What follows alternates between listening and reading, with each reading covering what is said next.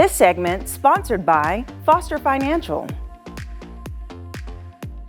Today is Women's Wealth Wednesday, and every other week we come together with Foster Financial to help women improve their financial education. I'm so excited that Caleb Doan is here. Hello. Hi. Welcome. Thank you. Okay, we're going to dive right in because this is very interesting. So apparently women tend to keep more of their savings in cash than in banks or stock portfolios. Why is that?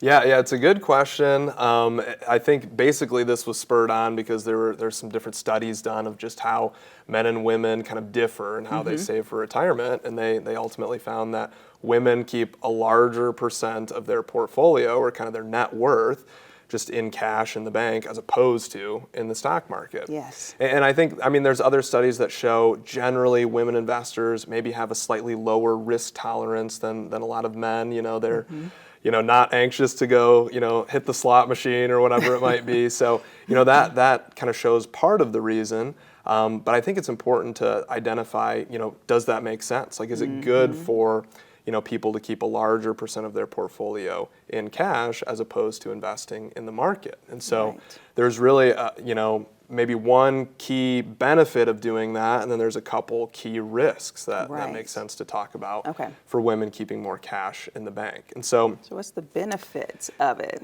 Yeah. Is it, I would assume to have money in case an emergency happens or have quicker access without it being tied up? That's exactly right. Yeah, the big benefit is having that emergency fund there for you. So if a car breaks down, if someone were to lose their job, if someone were to need to replace their roof or whatever it might be, medical bills, something that pops up, it's very good to have money in cash in the bank as your emergency fund because, in a year like 2022 where the stock market is down, if you didn't have a lot of money in the bank, you would have to go to your investments and then sell your investments at a loss, which is like, the number one rule of investing, buy low, sell high. And so you don't want to sell when the stock market is down.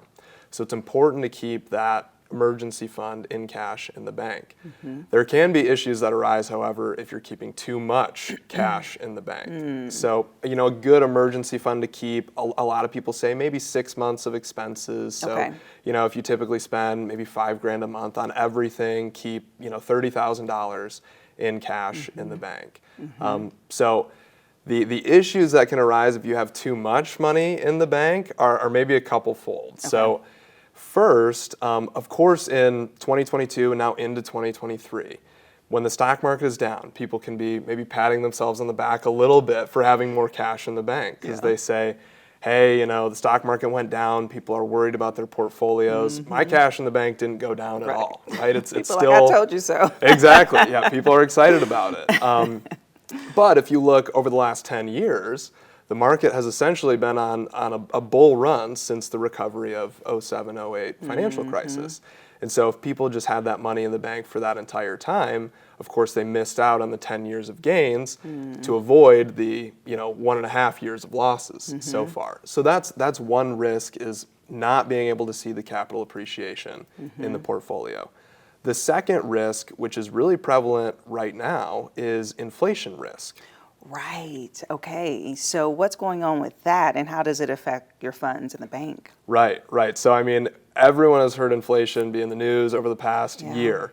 And inflation is kind of the silent killer of your retirement funds, right? Because if somebody had, $100,000 in cash in the bank 5 years ago, that could purchase $100,000 of goods in that year. Right. And we kind of think about the basket of goods that it could purchase. So, $100,000 is a very healthy, annual budget, let's say. That's what you typically spend in a year. And so, $100,000 covers all of your annual budgets. Over the past 5 years, inflation has now reduced the basket of goods that $100,000 could buy. So, in the past, it covered your expenses for an entire year. Now, $100,000 only covers your expenses for 8 months. And 10 years from now, it only covers it for 3 months. Yeah. So you can just see how inflation eats away at your ability to, use the money for what it's needed for. Right. And so, keeping that cash in the bank can be a big risk when it comes to inflation. Okay, so if someone does have a large amount in there, considering the stock options right now, what should they do? Yeah, good question. I mean, because it's like, Right. teeter-totter. Yeah, people are hesitant to say, Yeah. hey, I want to take my 100 grand and toss it in the stock market with all the volatility we've seen. And then also with what we talked about last week, Right. with the bank crisis in some areas, I think that makes people a little bit more nervous to trust their money being locked away. Exactly. Yeah, and if there are these people who have 250 grand in the bank or more than that, they say, hey, it's over the FDIC limit. What do I do with it? And you don't need to necessarily put it in the stock market. Okay. So one thing that we've been leveraging for clients is fixed annuities. Okay, and this gives you a fixed return on your money. In almost all cases, it's going to be higher than what the bank is giving you in your savings account. Okay, so right now, I mean, a typical fixed annuity could pay around 4.5% to 5.5% a year on your money. And so you could get that return. It takes away or at least reduces some of the inflation risk because it's keeping up at least a little bit with inflation, and it's still very, very safe when it's with a highly rated insurance company, similar to what it would be at your bank. Okay.